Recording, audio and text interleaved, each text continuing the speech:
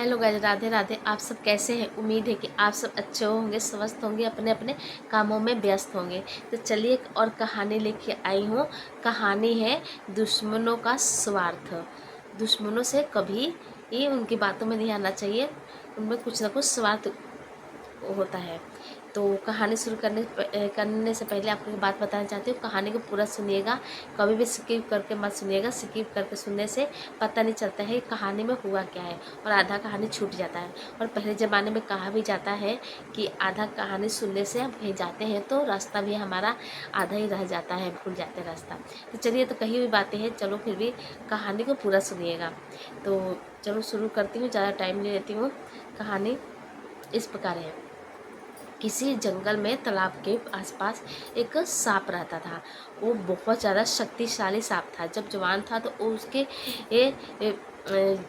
उस समय वो बहुत ज़्यादा ताकतवर था और लोगों को बहुत ज़्यादा परेशान किया जा करता था। उसके चर्चे बहुत दूर तक फैले हुए थे।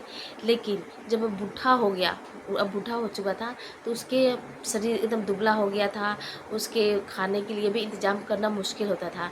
जो चूहे उससे डर के मारे अपने उसको देख के डर के मारे बिल में घुस जाते थे। अब चूहे उसके शरीर पे फुदुक फुदुक के कूदने लग गए और वो इतना बूढ़ा हो गया था, कुछ काम भी नहीं कर पाता था, अपने भोजन का गुजारा भी नहीं कर पाता था। पर उसने सोचा कि मैं अब तो बूढ़ा हो गया हूँ, मेरा गुजारा कैसे होगा। तो वो जानता था कि नज़दीक तालाब में बहुत सारे मेढक रहते हैं।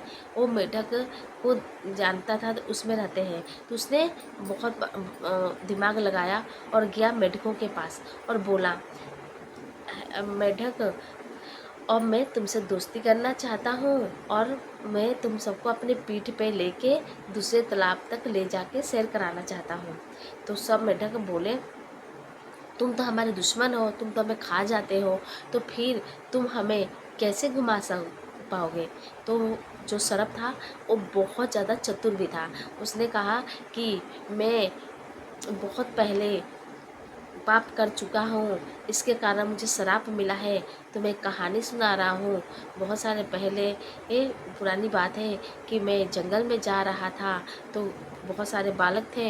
मैंने एक बालक को डस लिया था। तो एक ऋषि मुनि आए थे, तो उन्होंने कहा था, तुमने बालक को डस लिया है, तुमने श्री कृष्ण जी को दुख पहुँचाया है, इसके कारण तुम्हें श्राप देते हैं। तो उस शराब की मुक्ति के कारण मुझे तुम सबको अपने पीठ पे बैठाना होगा। तो मेढक बोले कि ठीक है। फिर और खुशी की बात है कि हम अपने दुश्मन, अपने सांप पे जो हमें खा जाता है, उसके सांप पे पीठ पे बैठ कर सैर करेंगे। तो बहुत खुश हुए। जो मेढक का राजा था वो बोला, हाँ हाँ चलो, वो अच्छी बात है, ये तो हमारे गर्व की बात है कि सांप के पीठ पे हम बैठ के घूमेंगे। सब सांप सब मेढक बहुत खुश हुए। तो जो 8-10 थे मेढक उसके पीठ पे बैठ गए। जो राजा था मेढक का वो आगे बैठा, फिर ऐसे करके पीछे बैठते गए। तो फिर दूसरा तालाब आया, तो जाने लग गए। तो दूसरा किनारा आया, तो मेढक को वो सांप ने रख दिया और पीछे वाले मेढक को खा गया। ऐसे करते करते रोज करने लग गया। जब भी ले जाता पीठ पे बैठा के, तो आगे वाले मेढक को नीचे रख देता, पीछे वाले मेढक को खा जाता। इस तरह मेढक अपनी संख्या में कम होने लग गए, लेकिन उनको तो गिनती करने आती नहीं थी। और फिर इस तरह रोज करने लग गया। तो दूसरे सांप ने भी देखा, बोला, सर्प, तुम ये क्या कर रहे हो, तुम सांप हो के मेढकों को अपने पीठ पे बिठाए हो। तो सर्प बोले कि क्या करें, होता है, मेरे को श्राप मिला है, मैं तो मेढक को बैठा रहा हूँ। और कभी कभी तो गधे को भी बाप बना लेना पड़ता है। जब अकेले में हुआ तो ऐसे बातें करने लग गया। तो फिर मेढक दिन ब दिन कम होने लग गए। तो एक दिन मेढक के राजा ने पूछा कि हमारे मेढक तो अब कम होते जा रहे हैं तालाब में, पहले तो बहुत ज़्यादा थे। सांप ने बोला, क्या बात कर रहे हो राजा, अब तो राजा हो मेढक के, और आप जानते नहीं हैं कि मेढकों को सांप के पीठ पे बैठना कितना गर्व की बात होती है। और सारे मेढक तो है साथ में, लेकिन कुछ कम हो गए हैं। क्या पता ये खबर फैलाने के लिए दूसरे तालाब में जा रहे होंगे कि देखो हम सांप के पीठ पर बैठकर सैर कर रहे हैं तालाब के। इससे बड़ी गर्व की बात क्या होती है। जो सांप हमारे जान के लिए खतरा होते थे, अब हम उनके ही पीठ पे बैठ के घूम रहे हैं। तो राजा बोला, हाँ हाँ, ये भी बात हो सकती है। ये तो गर्व की बात है कि हम तुम्हारे पीठ पे बैठ कर सैर कर रहे हैं।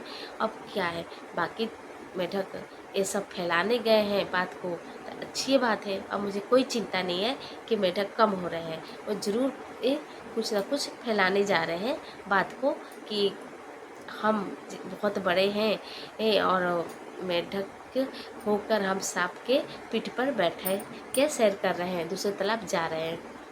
तो इस तरह राजा को भी, मेढक के राजा को भी कोई चिंता नहीं रही कि मेढक क्यों कम हो रहे हैं।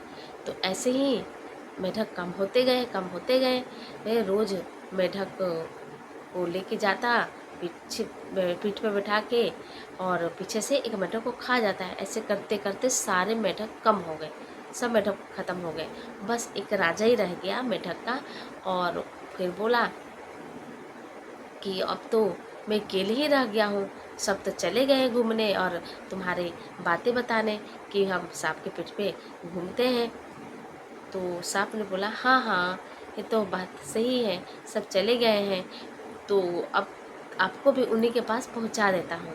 तो इतना ही कहते हुए सांप ने बड़े मेढक को भी खा गया।